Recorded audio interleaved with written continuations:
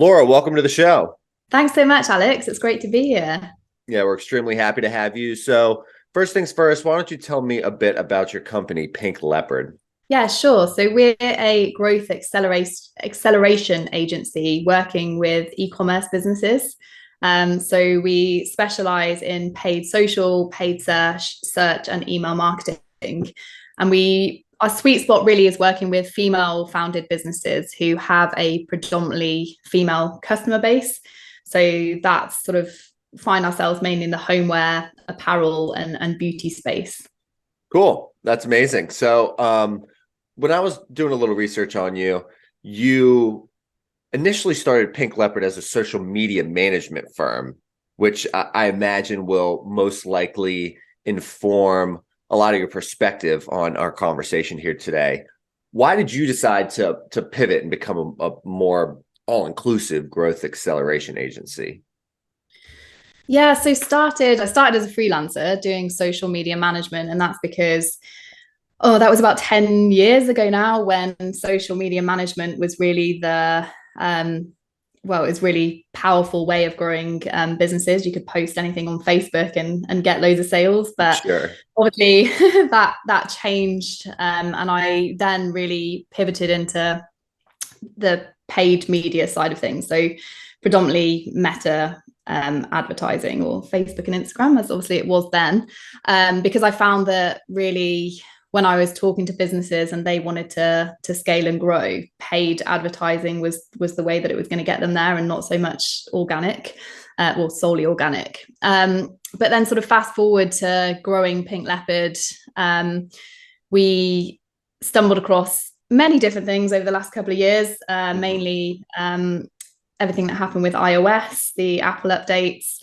And then that meant that focusing really on just Meta advertising was quite a risky strategy for us and for our clients. And so we were always getting asked to, whether we could help clients with other areas of their business, with Google when it came to email, but we never really wanted to just sort of bolt that on and just say, yeah, sure, we do that. So we really sort of regrouped and thought, actually, let's hire a head of Google, hire a head of email, and then we can, sort of help the businesses that we work with in all of these areas. And yeah, that was the kind of the best decision that we ever really did for the agency. That's amazing. So what I'm hearing you say is that just kind of that single channel marketing strategy wasn't really the best avenue. So why do you think that is? Why is single channel presence not really working well in marketing nowadays? Yeah, so, well, first and foremost is I think that iOS sort of update really scared a lot of businesses. And to be honest, so I think it's really risky having all of your eggs in one basket as an e-commerce business. And a lot of businesses did go under because that's where all of their revenue was coming from, was Facebook. And then overnight that changed. So I'd say that's definitely the first thing. So diversifying your ad spend and risk. Also, I think, well, in marketing, people need multiple touch points to purchase. So having that presence across social ads and across organic, all the way through to email, is hugely important in taking your customers from prospects all the way to paying customers. Audiences hang out in different places as well. So we're really finding, a TikTok audience is completely different to someone who may not be on social media, and they actually find products by Googling organically. And then lastly is really just capturing people at different stages of the funnel. So social media ads is really a top of funnel play to generate awareness. And then obviously you've got Google to capture that demand. They have completely different jobs. And then email marketing is obviously huge for retention, email and SMS. So they all have different jobs that work in harmony. So I really just feel now businesses need to be on different platforms, definitely. And I remember at my last job when I was looking at the marketing, is you could almost see perfectly the split in the age gap with these social media platforms. I mean, you could see it step by step that TikTok was more was better for a younger audience. YouTube for a young-ish audience, Instagram above that. I mean, it literally laddered up perfectly. You could see, okay, if we wanted to reach this age demographic, we would use this platform to say and do certain things. So I think you're spot on there. What do you define as what you call the full 360-degree growth wheel for e-commerce brands? So that includes most of the things I've mentioned. So really using social ads, so Facebook and Instagram, Pinterest and TikTok as that sort of acquisition channel. Google also acquisition, but as I said, it's more of capturing that demand. It's more of a warmer audience. And then email and SMS being the increasing the lifetime value of your customer base. And that's so vital, because as you're growing and scaling, you really need that 360-degree growth wheel, because you need to, if you have a solid email marketing piece in place, then you can afford to spend a bit more money on acquiring customers, which you need in order to grow and scale. And then obviously your returns are much better on that initial acquisition. So that's what I mean by the whole sort of 360 growth wheel. Great. Thank you for explaining that for me. So I imagine with that, involving multiple marketing platforms and channels, there has to be more organization that comes with that. So how does a brand get their marketing system to work in tandem with itself? So you have to be, I guess a lot of it is down to where you put your budget, so the budget split. So you definitely have to spend more of the budget on that top of funnel. A lot of the thing that we see businesses doing is spending most of their money on the sort of like the warmer audiences, so Google or retargeting, and obviously that gets you your most bang for your buck, which is great, but that doesn't enable you to grow and scale. So definitely looking at your entire funnel to see where drives the customers, the initial customers, and where converts that traffic. So really that all comes down to attribution. You've got to have you've got to really look at your overall attributional piece to determine where that traffic is coming from and where you need to spend most of the budget. So using things like Google Analytics, using software such as Triple Whale to look at the attribution. So yeah, making sure that you have these softwares in place to really ensure that that was a really bad answer. Sorry.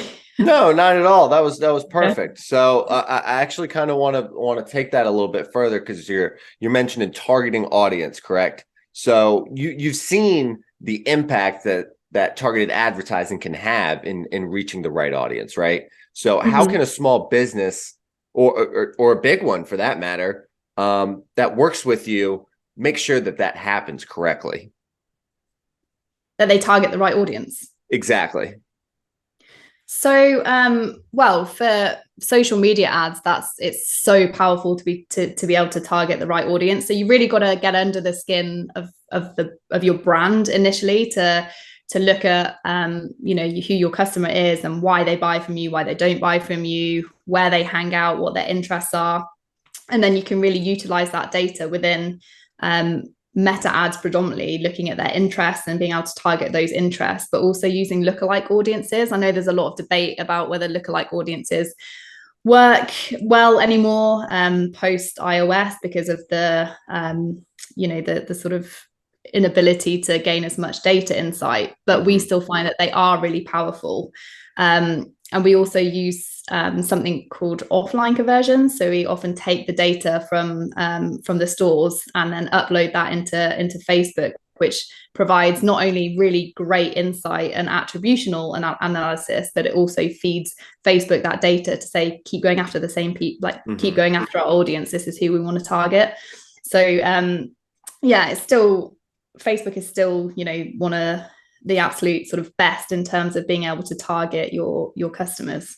And I can in my head probably accredit that to being pretty first to market on that side of things. I think Google Ads is probably the 1B there.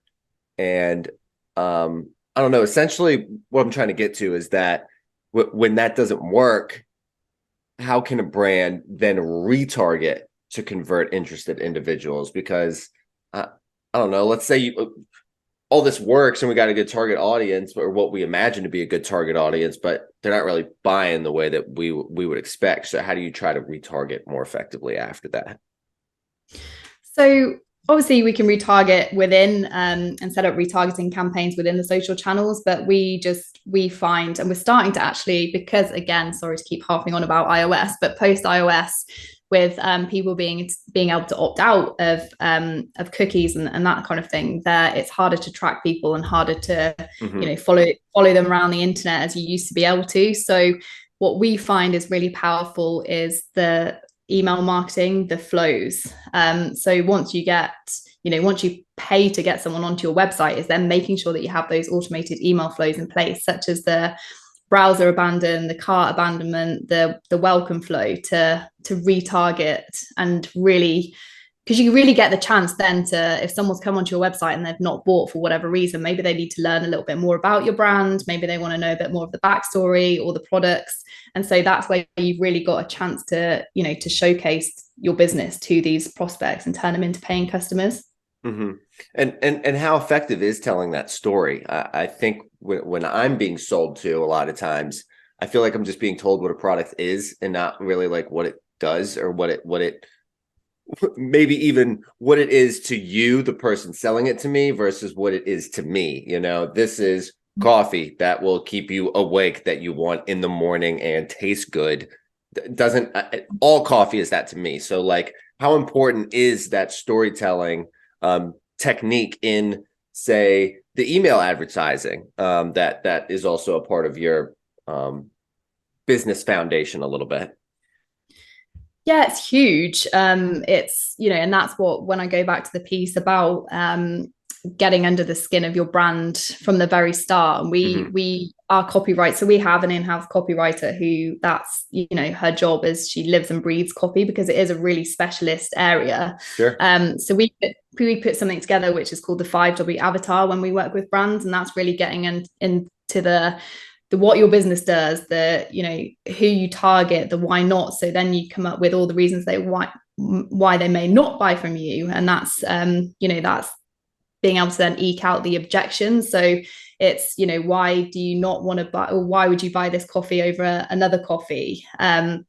Or it might be because you're thinking, oh, well, that this coffee is more expensive than another coffee. And so maybe you'll then pull out customer reviews, which says, wow, this coffee is, really expensive, but it's worth the money, because I'm trying to think of a really good selling point, because it, enables me to focus for so much longer, or it's, yeah. So that's, you've really got to look at all of the reasons, the selling points, and sell the sausage, not the sizzle. So the real benefits of the product, nice. and not just the kind of, the features.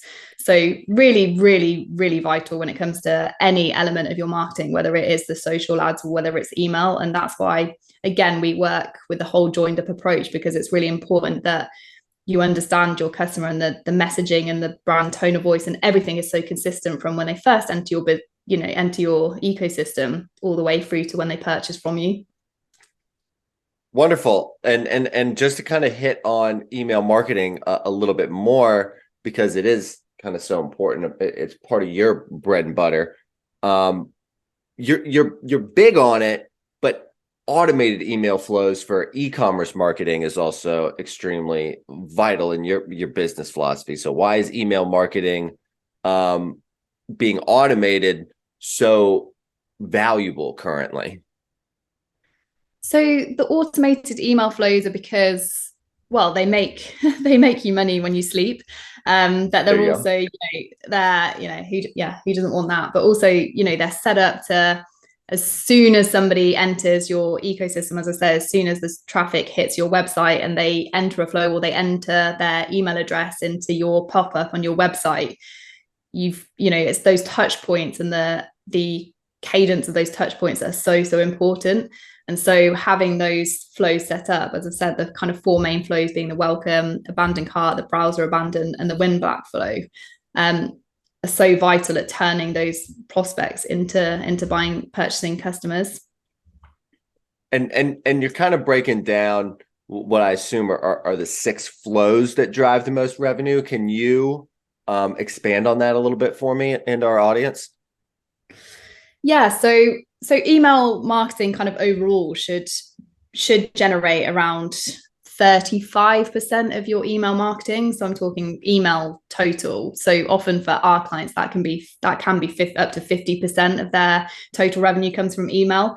And then flow should be about half of that. So really a good sort of a good metric or KPI to focus on is around 17 to 20% of your revenue should come from your flows. And so when I say that, yeah, the 4 most revenue generating are the welcome flow. So when anyone enters your that email ecosystem because they've put their email into your pop-up that says 10% off, and then they get this automated sort of 4 to 6 part email flow on the back of that. The welcome flow is that's arguably one of the highest generators of revenue for your business.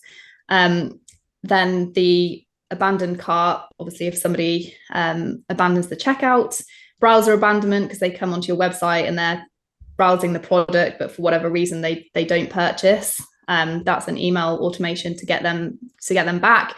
A win back is once they have purchased already from you, and then say it's maybe 30 days. It depends on your product and how long it takes for them to use your product. But say it may be 30 days if it's skincare, for example.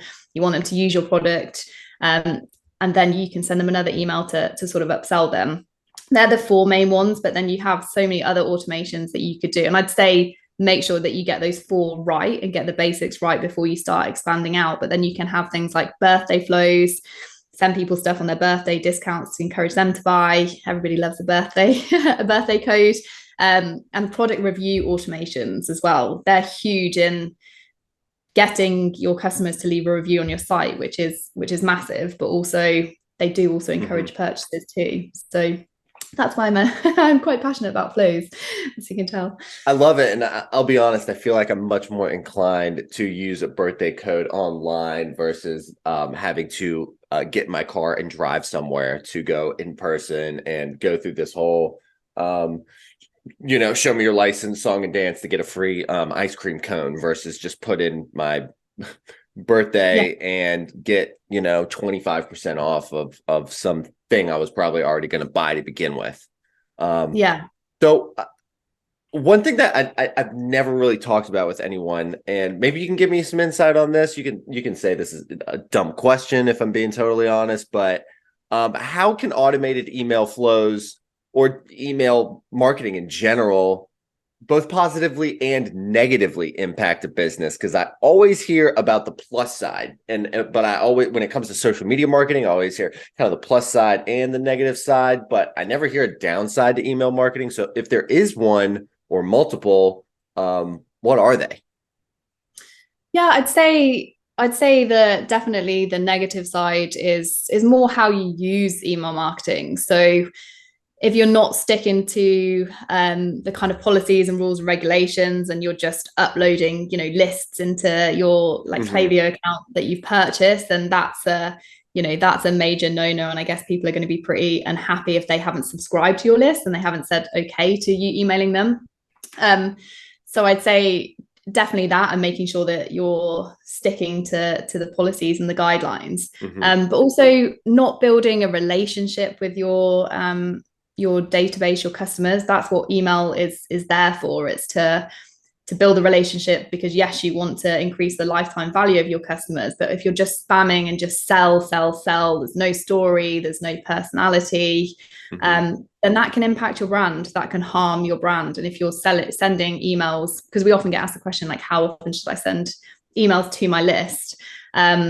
But just sending emails to the entire database every single day, or even every few days, will without a strategy in place, will really impact and have a negative impact on your business. Because that's one of the biggest advices that I've said, that other people on the show have essentially said, is that the best thing you could possibly do to ensure that you'll have a successful email marketing campaign is consistency. People are expecting to see an email from you on a Monday, then you got to send them every single Monday, or every Monday, Tuesday, and Wednesday, and moving forward. So I can imagine some of the negatives that come with that is if you set up these expectations for an audience and aren't fulfilling them, then people will paint that as the brand, is that they aren't reliable, or I won't get my stuff on time, or something like that. So just to kind of bring it a little full circle now, back to multi-channel marketing in tandem with an email list. One practice that you suggest is using social media ads to grow a brand's email list. So what are some of the best social media platforms, first off, that work best for collecting emails? So we predominantly use Facebook and Instagram ads to build email lists. So we use it alongside a full e-commerce conversion campaign within Meta ads. That's definitely first and foremost. We want people to buy from from our clients, from these e-commerce brands. But we also are we're finding a lot of success from building lead form ads within Facebook, so that we can send traffic to the website, making sure that they have a pop-up with an incentive that gets people to put their email address in, and a second pop-up for SMS. But within Facebook ads, the lead form ads, where you can sort of just have a really simple single landing page, if you've seen them on Facebook ads, put their details in, and then we can use Zapier to hook that into their Klaviyo accounts. We find that really, really powerful for growing email lists. And as long as you've got a really good welcome flow off the back of it, then them working in tandem is beautiful. Beautiful. So I also wanted to ask, so you've got your copywriter on staff, right? What is the difference that he, she, they has in writing copy for, say, an email that you guys are trying to market versus I don't know, a video on Instagram to try to market the exact same product? Are those two copies pretty different? Are those two techniques different? If you're essentially trying to sell the same thing to the same target audience? So yeah, it does depend. And it's the same when it comes to, say, SMS and email. SMS is obviously you're limited by a certain number of characters, and obviously with video ads, you've got only a few seconds to make a good impression. So you can definitely, but we still always want to be short and concise. We want the main message to come across, whether that is in email. We don't write, really, really long form copy within emails. It's still very short, sweet, to the point, because that's what really impacts the click-through rates with email. So the principles are the same. It's making sure that you get the persuasive, you get the main points, the main hooks, the angles, and you make sure that you get them to perform whatever call to action you want them to do. And so that is very similar, no matter what medium it is. But I'd say, it's more the sort of length. You can afford to have a bit more copy within email, and with longer form ads. We test short form ads, longer form ads when it comes to sort of Facebook as well, because we often find that it really depends on the brand tone of voice. Some are short, sweet, short sentences. You can't write more than 5 words in a sentence because that's against their brand guidelines. So yeah, there's a number of factors at play, and it's just finding out what works for that brand, what performs for that brand when we start testing it too. And when you say 5 words or less in a sentence, that's against Meta's guidelines or the brand's guidelines? Can you the brand's guidelines. Okay. If they're quite sort of a quirky, we've worked with quirky brands who are like, we're really 5 cool. words or less. Like 5 words. Fascinating. Yeah. So yeah, we have to stick to brand guidelines, which makes it interesting. Well, I have heard a lot of people use the adage, keep it simple, stupid. Like that. Not like the audience is stupid, but the person saying that is like, do not overcomplicate this. It should not be, if you're selling a cheeseburger, just tell people it's a cheeseburger sometimes, they don't need to be told this is the greatest cheeseburger ever. Just tell them what it is. And more often than not, they might even just buy it because they're trusting the straightforward approach and transparency. And I think that's pretty valuable. So kind of to stay on the Facebook train, what are some of the most common mistakes that people make when they're running ads on Facebook? Oh, where do you start with this? Well, I'd probably, if I had to summarize, I was literally writing a post on this one earlier, actually, for my LinkedIn. But yeah, I'd say first and foremost is a lot of brands, or whether it's agencies running the ads on behalf of the brand, or it's the brand running themselves, not having a funnel in place. So they literally just set up campaigns for ads that go to absolutely everyone, no matter what stage of the journey you're at. Whereas we break it down into top, middle, and bottom of funnel. Obviously, an ad for a cold prospect, someone who's never heard of you before, cannot get the same message as somebody who's been on your website, who knows the product, sure. All of that side of things, that's the retargeting ad. So yeah, as I say, so many brands are just chucking the same sort of ad and the same messaging as they are for bottom of funnel. So that's a big no-no. And that's such a huge error, because you've really got to think about where the customer is at whatever stage of the journey.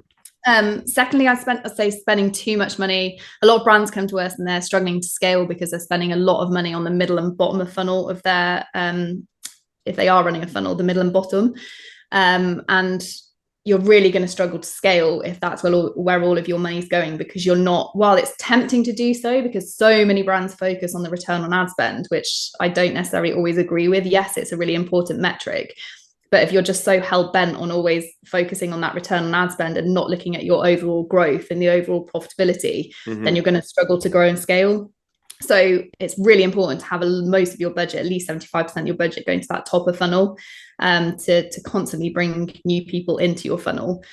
And the other I'd say is not testing enough creative and ads. Again, I guess over the last sort of 2 years, or definitely since iOS, there's been a huge need for really focusing on the brand, on the creatives, on the copy, on the ads. People are really gone are the days where you can just throw up a stock image, or businesses saying, here, just use all the images from my website. Like, now it's really, there's so much more of a strategy at play here when it comes to the creatives and copy. So just see too many sort of bland attempts when it comes to copy and creative. So I'd say they're the three sort of most important I'm seeing at the moment. It's interesting you bring that up, because I was just thinking about the days where you'd hear a slogan, you'd see the logo, and that would be it. You just were beaten to death with the exact same slogan over and over. Was just like, eat fresh, or whatever. And now companies have to take a celebrity endorsement approach, a healthy approach. I mean, they have to kind of attack their pitch from 5 different angles, instead of like, you've heard of us, buy us again, And I think that, my personal opinion, and I'd love to hear your thoughts on this, is, with the proliferation of e-commerce and the e-commerce industry, it is just so vastly more independent, because I could have an idea, put some research in, get a business license, make a Shopify account, and literally be in business in like a week. And I feel like it could not be any easier to start a business. I guess my question there is, how has the ease of putting together a product, an idea, and putting it to market quickly and efficiently and more competitively, how has that impacted how things have to be marketed? Yeah, massively. I think so. I feel like things are, because it's becoming harder on Facebook advertising. Like, there was a day where you could just, it could be Joe Blogs in his basement drop shipping and running Facebook ads and, being really successful in doing so. Whereas now I feel like the game has completely changed. So while yes, I do feel like it's easy for e-commerce brands to pop up and you can still do drop shipping, or you can source products yourself from China using things like Alibaba or whatever that may be. Mm-hmm. I do think that it's easier to have a product, but much harder to market it and much harder to actually make something of it. So I do think those brands, while they start up quicker, they actually die a lot quicker than maybe that they did about 5 years ago. But I actually had an e-commerce business myself, which was it was when print on demand was sort of huge and a bit of a craze. But I think you see a lot less print on demand businesses running now than you used to, when it was a bit of a fad. And like I say, you could run Facebook ads, a couple of images, and you'd be flying. So yeah, I do think the game has changed. Most definitely. So before we wrap up, I wanted to ask you about your company, Pink Leopard. So not only does Pink Leopard just sound cool, I literally picture a pink leopard, but Pink is actually an acronym for your brand's business philosophy. Can you break that down and explain that to our audience for us real quick? Yeah, of course. So, well, Pink is actually, so Pink Leopard kind of came from the fact that we are female founded, obviously, and we do work with a lot of female founded businesses. And also the fact that with Leopard, that was a bit of a play on words with changing how your business gets spotted. Because of obviously being in the like it. Yeah. But now our philosophy around the Pink is P stands for personality. So that's very much kind of what we do. That's our ethos. I is around individuality, so comes down to thinking how our actions affect individuals. So that kind of comes from within the business, but also with our clients. N is for number one. So there's no point in doing things for our clients if we're not aiming to be the best. And that has always been a huge ethos of ours, is that delivering a world-class experience for our clients all of the time with no exceptions. And K is for killer results. So the huge thing, the reason that why we do this and we get out of bed is to get amazing results for our clients and to really make a difference to our clients' lives. And so that's ultimately that's why we're here.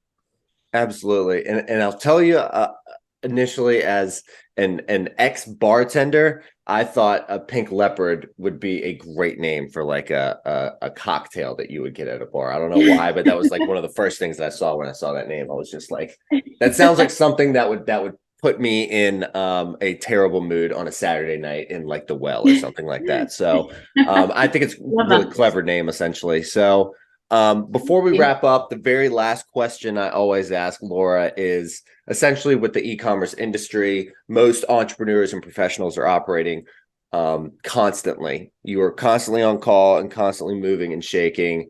While I think it is extremely important to promote a healthy mental health lifestyle at the same time, what do you do with your free time, essentially, hobbies and interest wise, maybe on a more personal level, to I don't know, sustain a stress-free, stress-less lifestyle and create a little more stability in your life? Oh, good question.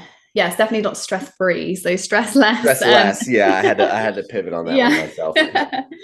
Well, the irony of a stress less, because I don't even know if it is, but no, it is my, so spending time with my daughter is kind of number one. So I actually have Fridays off to look after my daughter. She's 2. Aww. So it does help me because I can't think of anything else apart from being present when I'm with her. So that's that's a huge factor, and because I have Fridays off with her, it makes the rest of my week so much more disciplined. And then I'd say traveling, even if it's sort of just one night off. Well, ironically, I've just said being with my daughter, but it is nice to have a night off as well. But being somewhere different in the UK and like being able to get out and explore, and go walking and things like that, that really helps me switch off.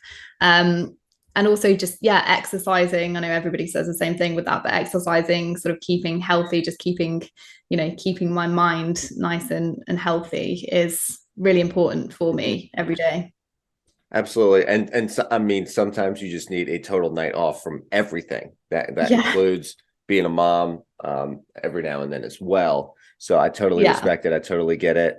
Well, thank you for joining us, Laura. We really appreciate having you on the show, and good luck to the future of Pink Leopard. Oh, thanks so much. Thanks for having me, Alex. It was great chatting to you. Absolutely.